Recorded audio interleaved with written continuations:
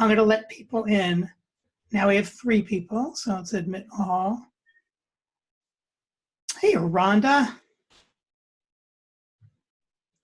It's good to see you. I don't know if you can hear us.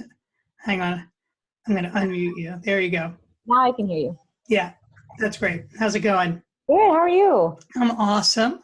I'm awesome. So, Cara, Rhonda is the sister of an old friend of mine that I grew up with.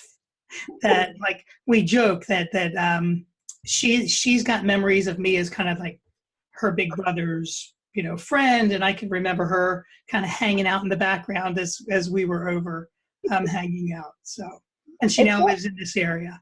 It's so nice of you to say that, I wasn't this bratty little kid that kept No. Too funny. So, and then, so it looks like are you on your phone as well? No. I tried joining and had a problem. I wonder if I'm here twice for some reason. You are, but don't worry about it. It's interesting. One of the things that we have to figure out, and Cara, I don't know how we do this, but I know that Laura had a really hard time getting on. And so, I don't know if there are instructions or, how we help people figure out how to do it. Okay. We'll have to have a look. So, but I mean, we're not going to worry about it now.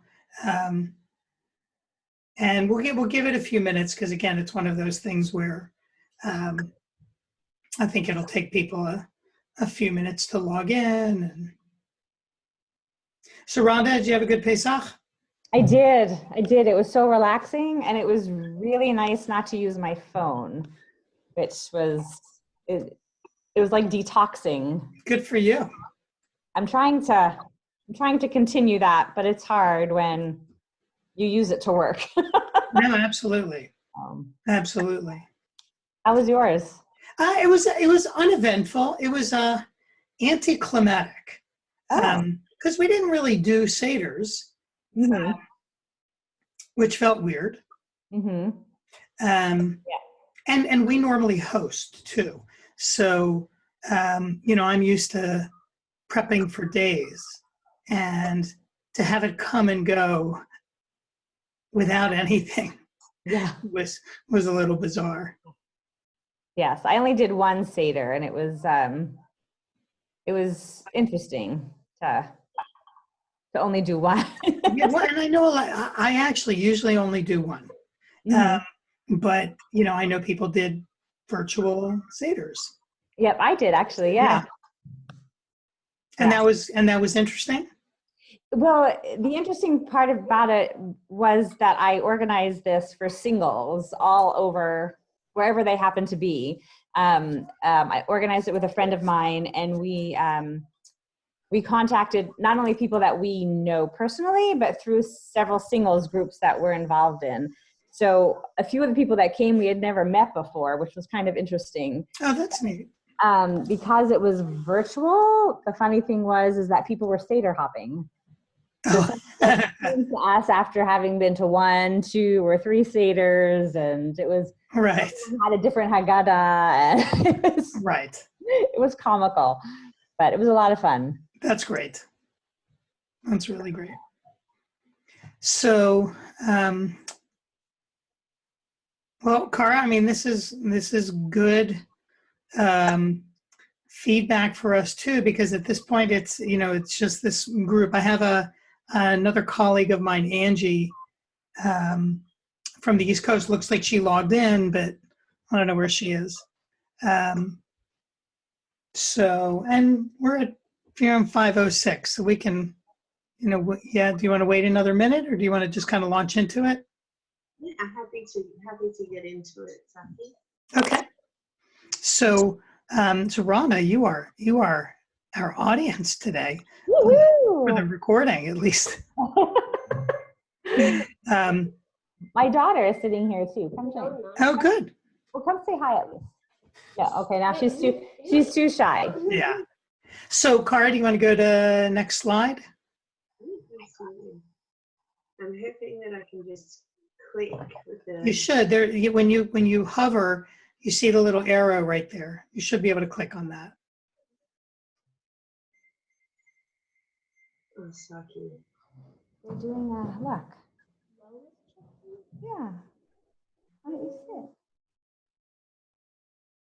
Did it change on your screen? Oh, no. I think, I'm going to go back. yeah. So we're on there and back one more. One more Yeah. is, okay.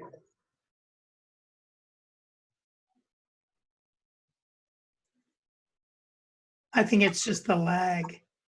So Ron, I'm gonna start our intros, and part of what we're doing here is we're recording each week.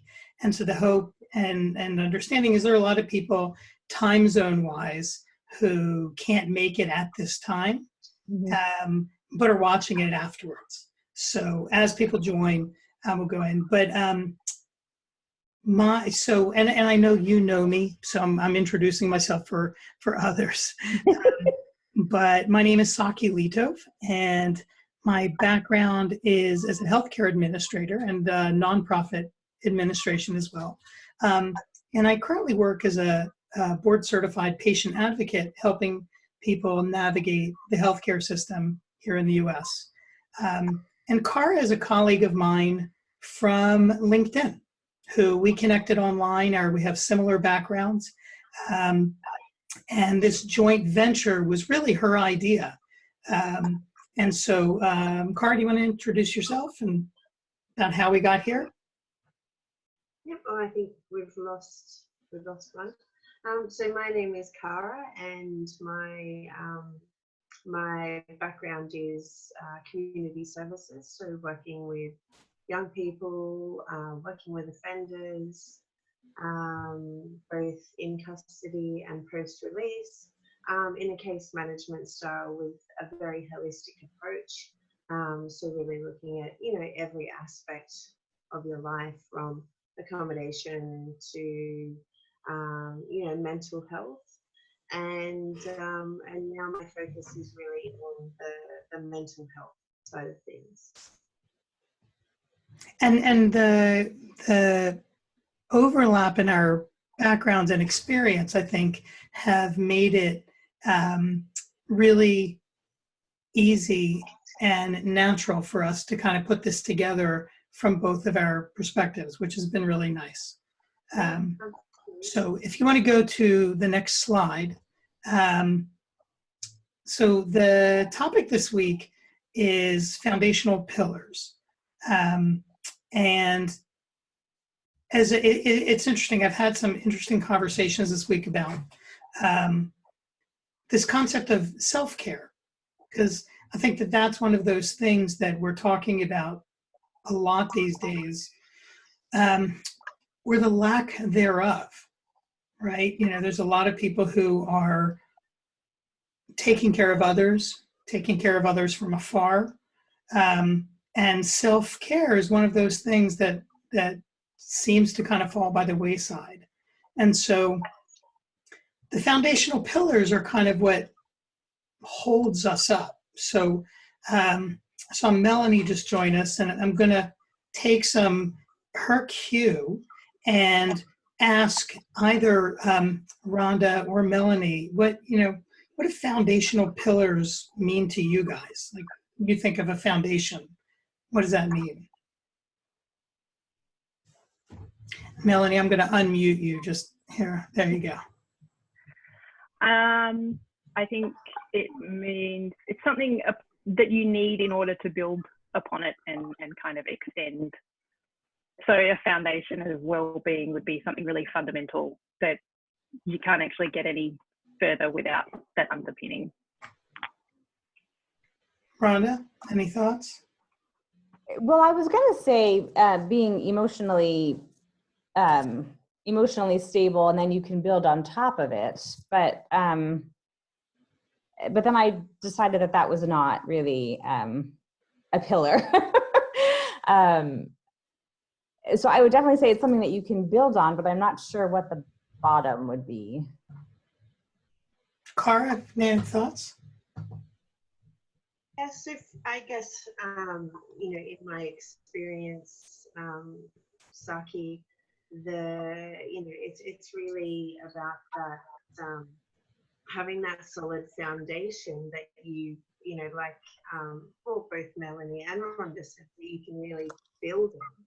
And it's, you know, I'm not going to jump into the next slide because I know you're going to talk about it, but it's just having that, creating that stability, and then building on top of it. Well, and I had added this idea of, you know, our foundation set in stone, right? You know, literally and figuratively. One of the things that I have found over the years is that regardless of what kind of support system people have or the values that they feel important, there isn't really a right way or a wrong way. And so, you know, however somebody defines a foundation or foundational pillars, they're, you know, it's whatever works for them. And so, you know, let's go to the next slide. And, you know, we're talking about different models. So on the next slide, I'll preempt it as Kara's bringing it up. But when we're talking about stability and foundation, there's always this concept and idea of a three-legged stool, which more often than not, that seems to be the example people use. Anybody know why a three-legged stool is used more than anything as an example? Guesses? Always level. What's that? It's always level. Yes, that's exactly right. Yeah. You know, a three-legged stool, oddly enough, is more stable than a four-legged stool. And yet, you know, there's still that ability to kind of be a little bit off kilter with a three-legged stool and a four-legged stool. So in thinking about this and just kind of like looking at the differences, I found this interesting question. So can you think of an animal that has four legs, and most animals have four legs, but it uses primarily three? That's cheating, Kara. Oh no, I'll put my hand up for that one. Okay. But I mean, it's not the greatest thing, but Honey, my little dog, she has four legs, but she uses three. She's very petite and will only walk on three, and she has her back leg up. When Which she's was walking. because it was because of her sadly a car accident, but she now uses three legs. She still has her four, but that's the only thing I can think of when I look at that Saki. That's very funny. So in the U.S., I mean, and this is done, it's meant well, is I've had friends who have dogs that we call tripods. Having three legs, but it's amazing that animals accommodate. But if you go to the next slide, this is a shout out to both Cara and Melanie, because the answer to the question that I had is a kangaroo, right? And you know, in the U.S., we don't really have much of this, and yet here's a great example of an animal. It's not really, their tail is not really a third leg, but it provides incredible stability, right? So these are animals that function predominantly on three legs. So I guess they have five. So let's go on to the next ones. So I didn't cheat on that one. No, you I didn't. actually forgot about that slide. So in the concept of pillars and foundations, you know, I think both of you, Rhonda and Melanie, had mentioned, you know, just this kind of thing that a foundation is something that you build onto from below. But, you know, if you think about a lot of times the concepts and ideas that we think of when we think about foundations are stability. You know, oftentimes people think about something that is an anchor for them, keeping them grounded. You know, it's something that people can hold on to or fall back on. And again, these are just some of the things that I came up with. We'll go into more detail, but I'm curious, do either of you, Rhonda or Melanie, have other thoughts that come to mind when you're thinking about a foundation or pillars? No, okay. Cara, do you want to go on? Wait, can I add one more thing? Yeah, absolutely. Sorry, I was trying to figure out how to unmute myself. Something for a foundation I would consider is a support system. I think, like in the past couple of years, I've had quite the interesting life story, and the one thing that really got me through everything was having a support system, friends that I could rely on, and that's really, or it was a foundation for me. That's awesome, and that's a great point. And I think it speaks very much to this idea that everybody's foundations, everybody's pillars are going to be slightly different, right? And there isn't a single way to build on. So kind of back to the stool analogy, when Cara and I had first talked about this idea, we were going back and forth about whether it's a three-legged stool or a four-legged stool.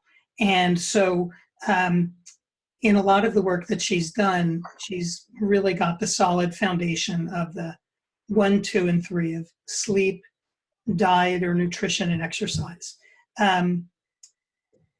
For me personally, I've always added in that fourth pillar, if you will, of prayer or meditation. And it's just kind of going back to this idea that there isn't a right or a wrong. And I know personally for me, of those four things, the thing that I'm affected the most by when I don't do it is the prayer and meditation. In fact, my wife will say to me, "Have you meditated this week?" Knowing, right, that I haven't. So, Cara, anything to add? I guess my idea around the 3 foundations is really just getting yourself into the best place possible. So when we're, you know, on top of our sleep, on top of our diet, you know, sleep being allowing your body that much needed rest, recovery, repair that happens, you know, diet, nutrition, to giving your body the right fuel, you know, to get through each day, and exercise. Yeah, exercise is not only great physically, but good for mental health as well. Getting out, getting some fresh air, stretching the muscles. And I agree, Saki, that, you know, for me, I don't pray, non-religious, but I certainly do a lot of meditation. And I find that when I'm not, you know, on par with all of these things in my day-to-day routine, I don't cope as well with stressful events and, you know, that unexpected stress. You know, normal stress or issues that come up, if I'm, you know, if I have my foundations right, I cope very well. But that unexpected, intense sort of stress, you know, incidents occurring, definitely impacted more if I, you know, I'm not sleeping properly, I'm eating bad food, and I've been sedentary, so I haven't gone out and done any exercise. So yeah, that's where that comes in for me. And I think that it's an interesting thing because, you know, back to the analogies or the metaphors of foundational pillars, is that these are things that are all really critical for your health and well-being, individually as well as together. So one of the things that I am excited about just this whole process is that the concept of the pillars is what we're going to be bringing up every week, because it's just important to remind people of the importance of self-care and remembering that it's important to take care of you. But diving into it and helping people be aware of how to do these things better is also really critical, because a lot of times people will say, yeah, I know I need to eat better, but not really be aware of, the things that they can do. And sometimes you are aware and you just don't do them. I know that in relation to sleep, that's a great example. So, sleep is one of those things that, again, there isn't a set amount of time that is right for everybody. I think the average that people think about is, usually like, 6 to 8 hours is what I think most medical professionals will tell you that you need to have, a healthy well-being. But, some people need more than 8 hours of sleep. And some people can function really well on a lot less. Even though I think over time, it's not healthy, but sleep's critical to allowing your body to rebuild and prep itself for another day. It's easier to lose weight if you get enough sleep. And actually, this is an interesting thing. So I constantly struggle with my weight. I have my entire life. And I know if I sleep in, now I weigh myself every day and I've got an app, and so it links to my phone, and so I can't get away from it, right? If I hit progress, it's telling me where I'm at any given time. I know that when I weigh in the morning, if I've slept in, I'm going to be a pound or two lighter than I normally am. It's amazing. And it's almost irregardless of how much I've eaten the day prior. I mean, obviously, if you overeat, I have a big, bowl of ice cream before I go to sleep, maybe it won't make that much of a difference. But in general, sleeping in reduces my weight over in the morning. Any other thoughts? I've got a whole list of other benefits of sleep, but I'm curious, Rhonda or Melanie, if you have anything to add, and then Cara for sure. Are you waiting for me? Either way, it looks like Rhonda just unmuted. I did. I was just going to say that sleep is vital for me. Like I can't function. I can't think. Like food aside, I can't handle stress if I don't sleep. I remember back when I was single the first time in my 20s, and a guy would call me to talk, and he would call me at like 9, 10 o'clock at night and just want to talk and talk and talk, and I would be like, nope, I like you, but I need to sleep. That was the end, and if I didn't, I paid for it the next day. So I learned very quickly that sleep is my number one priority. And it's great that you knew that. Oh yeah, it's really obvious. No one likes me when I don't sleep. Well, I have a teenager in the house now. My son's 13, and he's definitely needing lots of sleep. So since school closed, he's been sleeping until midday, which has been really interesting. And I see the effect on his mood. It's a lot better. in a positive way? Yeah. Interesting. So, and I think, he's growing and changing, and, I know there's evidence that probably in the adolescent years is when we need the most sleep of our lives, and often adolescents need more sleep than younger children. And their whole circadian rhythm is set a little bit further forward or back, however you describe it. So they do tend to stay up later and sleep in later. So there's a good, strong case for high school to not start until quite late in the day. And yet Has that ever happened in Australia? Or, No, no. yeah, I mean, here's the same. Yeah. Cara? I was just going to, yeah, definitely agree with you on that, Melanie. My son is 17 and they stay up till all hours and then get up at midday, 1 o'clock in the afternoon. But definitely without that sleep, you notice, the change in the mood and the productivity levels and just motivation. But for me, I don't think that I'm a good example of this right now, Saki. I mean, what time did I jump onto our meeting today? I overslept because I decided to stay up quite late to make sure I ticked off all the boxes for everything that needed to be done. And, because of that, you would say that I overslept, but my body needs that that solid 8-9 hours. I actually need that much sleep because throughout the day I'm so active and so involved in so many different things, doing so many things.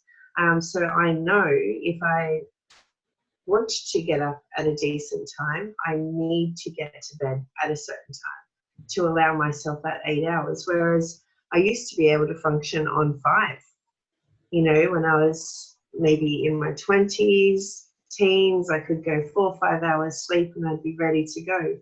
But yeah, so that's my story with sleep. Well, it's interesting. A few years ago, I got very sick. And since then, I have needed more sleep. And there was a period of time, probably 4 or 5 years ago, where I was so exhausted by 7 o'clock in the evening, literally, and was often crawling into bed and needing, 10 hours of sleep. But one of the takeaways for me from that event, which was great, is that I learned, I think, like Rhonda, to protect my sleep. And I know I have similar experiences where, somebody calls me up at 9, 10 o'clock and they're like, hey, let's watch a movie or let's chat. And I'm like, yeah, I'm past my bedtime, So a couple other things that I wanted to share that are just really interesting, talking about young kids as well. So good sleepers will tend to eat fewer calories. Sleep clearly improves concentration and productivity. It also maximizes athletic performance. So any of us with kids who are athletes probably see that. Sleep also, I watched an interesting, frankly, horrifying documentary yesterday on diabetes. And sleep affects glucose metabolism. And so really more sleep helps people regulate diabetes, more in type 2. Type 1 is, I think, regulated more by the body. Poor sleepers have a greater risk of heart disease. And poor sleep is linked to depression. It's also linked to increased inflammation in general. So as a rule, sleep is one of these things that there isn't any negative downside to it. I think despite maybe what our frustrations with kids can be. So, Cara, do you want to move to the next one? So as she's queuing that up, the next slide is diet and nutrition. So actually, I didn't mention it, but sleep is actually the topic, and you don't have to go back, Cara. Sleep is the topic for week 5. And we're going to have somebody on who will be talking about kind of sleep hygiene, things that you can do to help get yourself to sleep, maybe reasons why you don't sleep so well, and how you can help with that. Week 4 is going to be about diet and nutrition. Cara, do you want to start this one off? Yeah, sure. So, I mean, when it comes to, obviously, diet and nutrition, for me, it is about eating, the right foods, fueling your body with the right things. And I think that, you know, if you have foods that are quite heavy in, the bad fats, then you start to feel that, you start to feel slow, you start to feel weighed down. And so one thing that I really try to focus on is to, and I think that, you know, we all should, don't get me wrong, I'm guilty of eating a block of chocolate this week already. And that's how I deal with my low moods, some chocolate. But, you know, overall, generally putting good, fresh, wholesome foods into your body, it gives you the right energy, and it's sustainable throughout the day as well. So, say take, a half a block of chocolate and an apple or something, similar. That chocolate is going to give you a spike in your sugar levels, but then you'll quickly drop and you find that you feel lethargic, whereas that apple releases that natural sugar quite slowly, so it lasts longer. And so they're the types of choices that I guess I try to make and encourage others to make as well. Just trying to cut out the bad foods, not completely, because we all need to have those mental health food days. But yeah, just good food. And in week 4, we're going to have somebody who is somebody I've worked with for many years who will talk a lot about, how to manage a good diet and kind of get optimal nutrition. Personally, one of the things that I have found that's helpful for me is, I think we all know and can identify what the good foods for us are, and they're going to vary based on people. Some people function, better with a little more protein or a little less protein, the levels of fat. But I know the key for me is always making sure that I have on hand easily accessible good meals. Because it's in those times when I don't that I tend to eat things that I probably shouldn't, that my body's not going to feel as good about. I know for me, as much as I love carbs, I love bread. I can make a meal out of bread and butter or something else on top. And there's nothing better than fresh bread. But the thing that sits the least well with me than anything else is bread.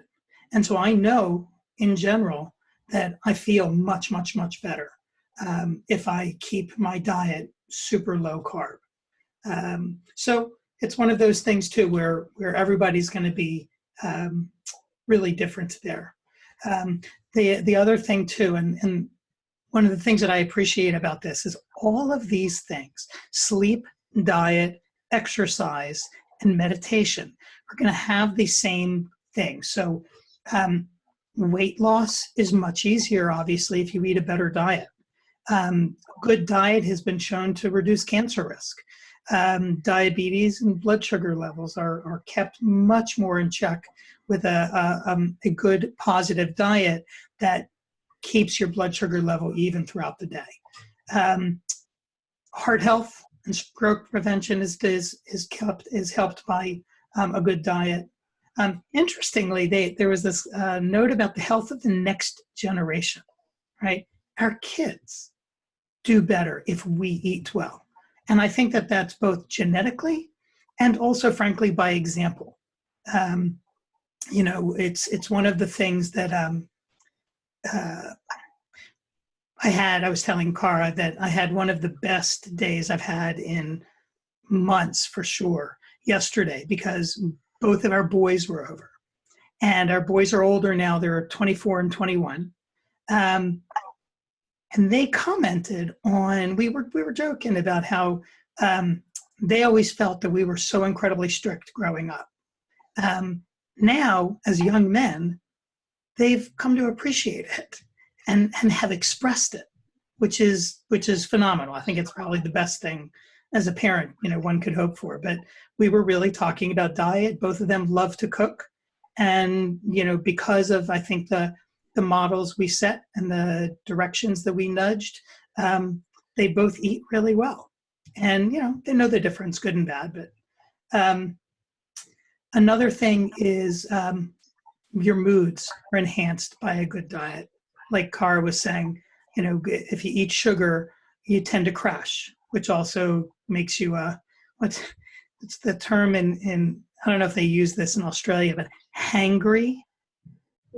Yeah, we do. So also improved gut health, right? So for anybody who has done any research in terms of like the gut and the biome, our bodies function much better when the diet that we're eating is good, high in fiber and all the things that are really, promoting gut health. Anything else that you can think of, Cara, on this? Okay, so let's move on to the next one, which is exercise. So exercise is going to be really different for everybody. And I love this description, which is that just you can define exercise as any movement that makes your muscles work and requires your body to burn calories. And that can be as simple as walking.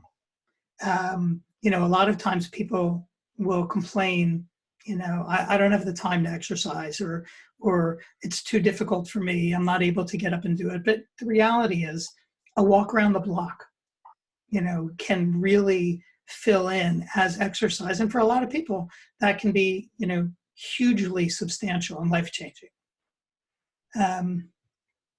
Cara, anything, thoughts to share?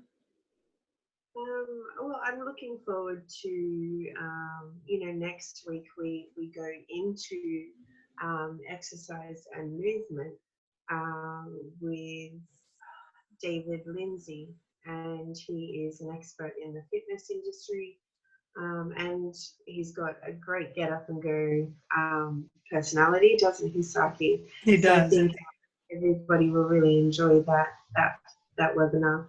But he'll, go into the 5 steps to vitality, and I think it's really important to realize that it's not about hitting the gym, because I am not a gym person whatsoever. But it's not about hitting the gym for 45 minutes for a full-on workout in your spandex. It's grabbing the dog and going for a walk, or it's doing a minute of stretches in the morning when you wake up, just stretching out all your muscles. And it doesn't need to be difficult. It doesn't need to be, have you sweating and needing the wristbands to wipe all the sweat off your forehead, but just starting, those small changes. But yeah, looking forward to going into it more next week. Although I have to say, I do love a good sweat. And I know that for me, sometimes it makes a difference between my normal morning routine is I have an elliptical at home, and I much prefer to get outside with my dogs and go for a good long walk, but I don't sweat nearly as much in an hour walk as I do in 40 minutes on my elliptical, which is great. So I kind of try to balance that. So really quickly, just to go through again, and this is one of the things that I really appreciate about all these different pillars. Exercise will improve your moods. It'll help you with weight loss. It's good for your muscles and bones. Increases your energy. It reduces chronic disease. Again, diabetes is incredibly affected by exercise. Helps you with your brain and memory and so much more. So this is one of the nice things about all these things. And, it's one of the things too that I think that is great, because you don't have to do everything. You can pick one thing. And if you're starting small, baby steps are the best way. So you want to go to the next slide? So the last slide, so this was the 3 stool, right? The 3 pillar stool is sleep, diet, and exercise. The 4th is prayer and meditation. And I put them in the same category. Cara had said that her she's more focused on meditation. For me personally, I put them in the same category. The prayer I do is more, I don't think of myself as religious in any way. And yet I pray daily. But part of it for me is that meditational piece.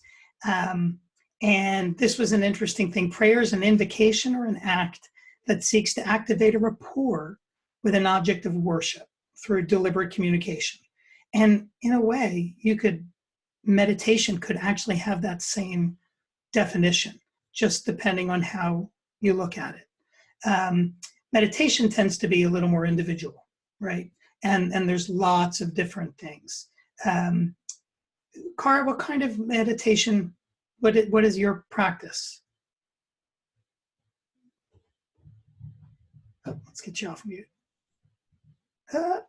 Nope. There you go. Okay, you can hear me? Yeah. I muted myself because I inhaled some of my coffee.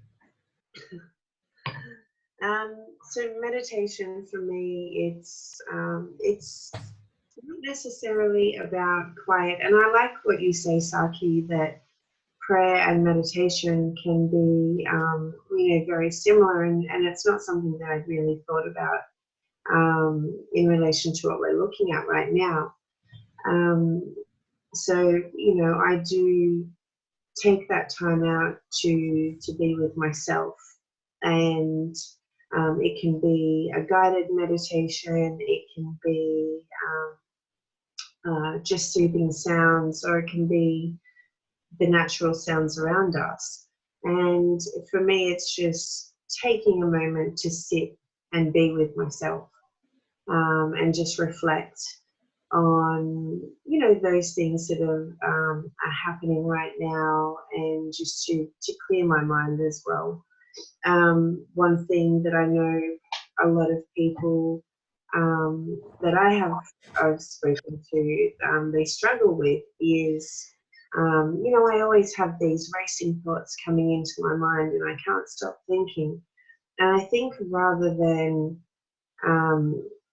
focusing on, I need a clear mind, I need to stop thinking, it's important to just accept those thoughts, respect them, and then let them go, and come back to focusing on breathing. And breathing is something that I do, just focusing on my breathing during meditation and repeating that word in my mind as well.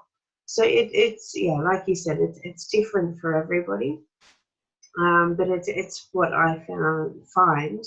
That process really grounds me and centers me. So the reason I have weeks 6 and 7 up is that in week 6, we're going to be talking about morning rituals. And so this is just a part of how you build that in. And in week 7, we're going to be talking about kind of relaxation techniques and actually dealing with fear in a way, So those are the 2 things I think that are most closely connected with prayer and meditation. So we're getting towards the end. So let's go move on, Cara. Quick recap. The foundational pillars, we had talked about 3 versus 4, but the 4 that we presented today are sleep, diet, exercise, and prayer. And the things, again, that I feel are the most powerful are that each of these by themselves can do the same thing. Help your moods, help your diet, help, general health. Put them all together and maybe now you have a better routine. And when you're able to build these things into your daily life, everything's just going to fall into place that much easier. So the next slide, Cara, is in week 6, we're going to talk about how to make these actually part of your daily routine, which for me is the most exciting thing, because that's something I feel passionate about. I say passionate, my kids would say rigid, but that's okay. Whatever works for you. Next slide. A thought to leave everybody with each week is healthy habits are learned in the same way as unhealthy ones, through practice.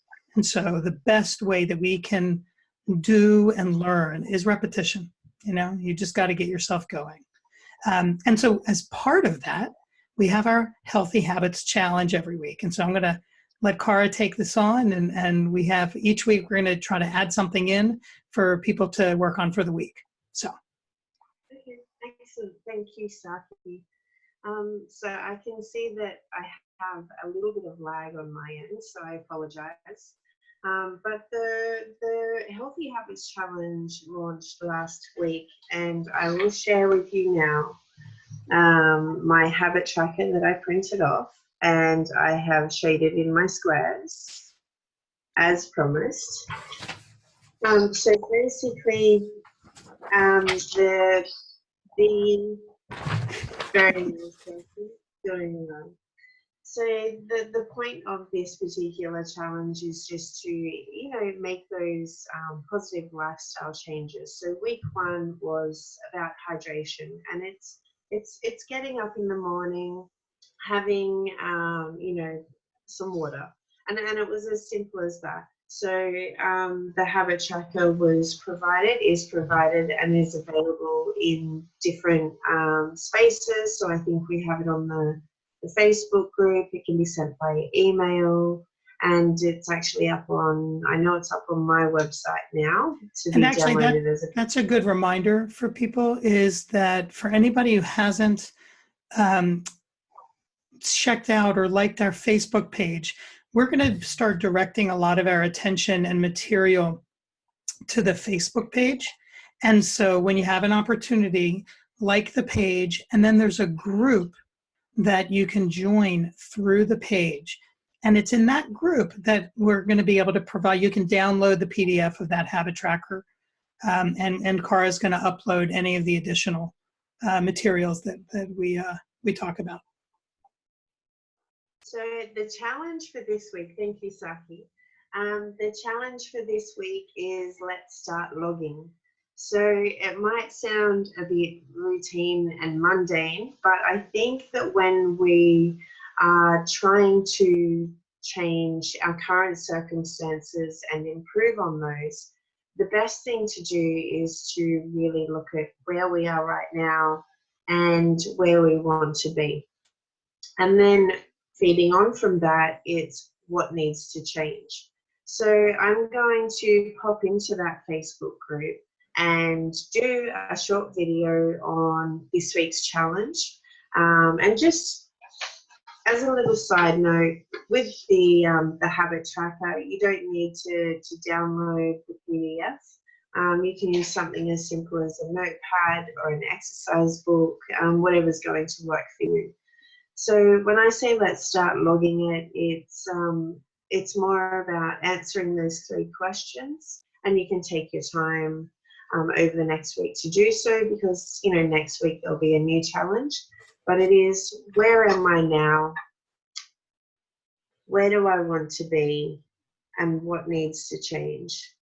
And throughout the wellness check-in, so these, the 10 weeks, we're going to be discussing ways, with guest speakers as well, on how we can start to implement those changes, which is fantastic. So you'll get some great insight. And I'm just going to the next slide. Maybe it's the animation, Saki, that's slowing me down. So some Every week we learn tips. something new. Yes. So try to complete the habit tracker journal on the same day. So like Saki said, going back to our little quote, it's really about consistency and making it a habit. So make the decision, on when you want to do this. So if it's going to be with your morning coffee, you'll write things down, touch up your habit tracker. Or if it's straight after you've done it, it's entirely up to you. And that Facebook group is also going to be a fantastic space for, you know, that ongoing support and motivation. So be sure to check it out. And I think that's the end, I think that's it. Yeah. Are there any last questions? Any parting thoughts? So thank you guys for being here. Angie, I don't know if you're listening, but I saw you briefly, so thank you for being there as well. And please feel free, whether it's, you know, directly to us via email, or both Cara and I, or on Facebook and LinkedIn. We would love your feedback, love your thoughts. We'd love anything that you think we can do to improve this. Every week, I think we're learning the little bits and pieces that we clearly can do. Yeah, we're really open to your thoughts and feedback. So thank you again. This is week 2 for the Wellness Check-In, and we hope to see you next week. All right. Thanks, guys. Have a great week all. Thank you.